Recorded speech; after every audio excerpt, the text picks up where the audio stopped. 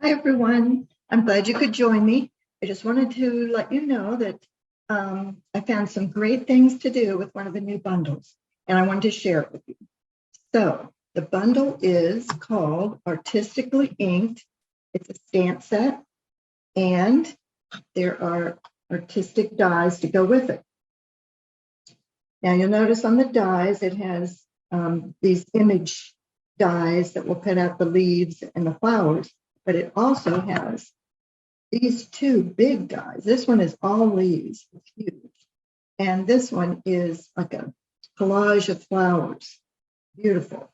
Okay, so this is the piece that I wanted to show you about. Little tricks you could do with it. Okay. So step number one, you need to get yourself a piece of white cardstock, basic white cardstock, that's the size of a die. Okay, then get a piece of adhesive sheet, and you'll find that in our annual catalog on page 167. And I cut a piece of it and put it on the back of my basic white cardstock. This is the back of the cardstock, and now this is going to be the front. So I'll take my die,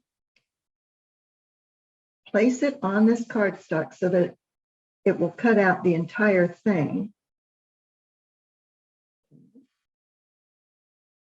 Now I'm going to take it over to my die and embossing machine, and I'm going to run it through, which will cut this out. Also, what I want to do at the same time while I'm over there is get a big piece of typing paper and also use this die. After I cut this, I'm going to cut on the typing paper. Okay, so let's pretend like I went and I did that. Okay. So here's my typing paper where I cut out this die. Lay it on here so you can see it. Okay, so don't save the die cut from this typing paper, but this is the part that's important. Okay, so then to keep working on our project, we're going to cut a piece of white cardstock that's 4 by 5 1/4.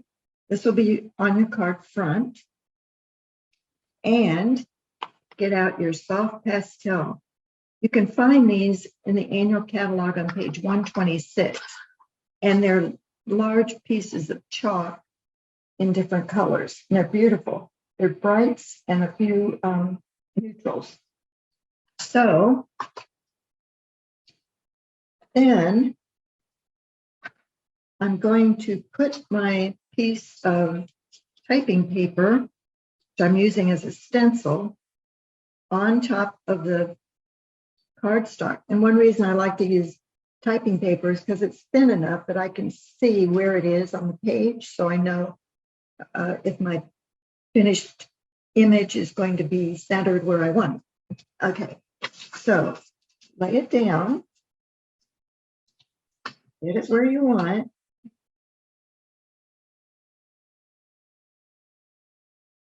Then I'm going to use the gorgeous grape color of chalk and just scribble in the center of the flower. And I'm going to try to get most of this area.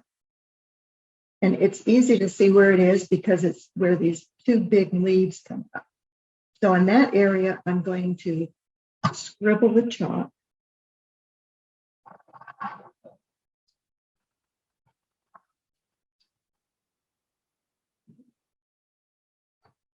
Then I'm going to use my finger to smush it around so it evens it out, gives some nice color.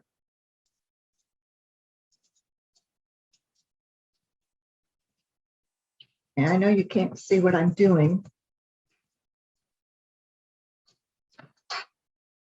So I'll hold it up so you can see how I made that. Okay. And I found that it's easiest for me if I first do that big flower area, then I use a green to do or whatever I want to do the leaves with, I do these two big ones down here, and there's one here, and then there's some little tiny ones on the sides. Then I'll do the rose, and then I'll do some color in between for these other little flower things. So after I've done all that, then my white cardstock turns into this.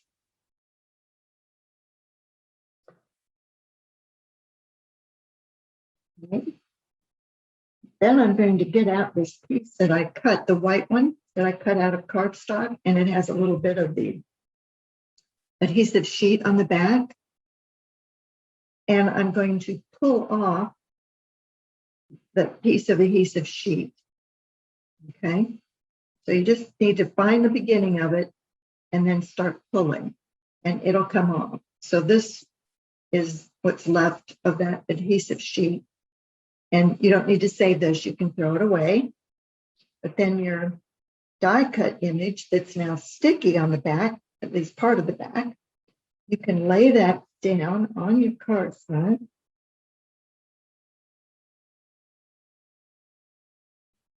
And press it down.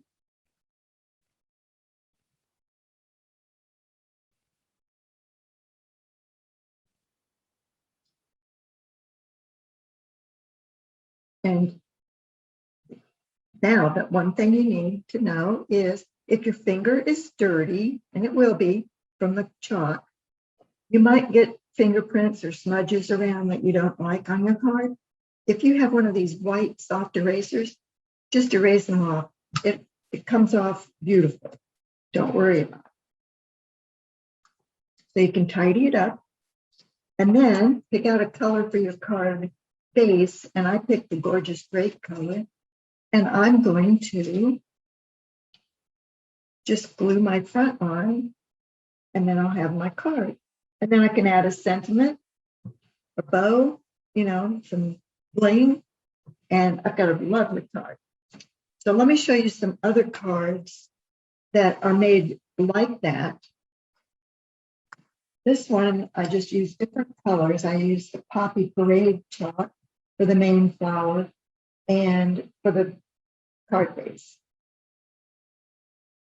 Okay, now these two, instead of using chalk, I used ink and a blending brush. And you can see that they are softer colors and they're more blended together. The blending brush, and this one is with ink and stamps. So I just used the stamp set and stamped the big flower here, the leaves where the leaves are, and the rose stamp of the roses. Now they aren't as big, the stamped images are not as big as the space that they give you in that die. So on this piece, I thought after I had stamped it, I used the chalks to fill in. I thought it made an interesting effect. And I blended two colors, the pink and the poppy, and the daffodil delight and papaya for the rose. So that was an interesting experiment. Then I decided to just forget about that die for a minute and try some other things with that set. So here's a card. It's called a pocket card. They're coming back where you just make it like a little pocket, and then this pulls out, and that's where you can write the message. So those are becoming popular again. So I tried that, and I made a green one and a pink.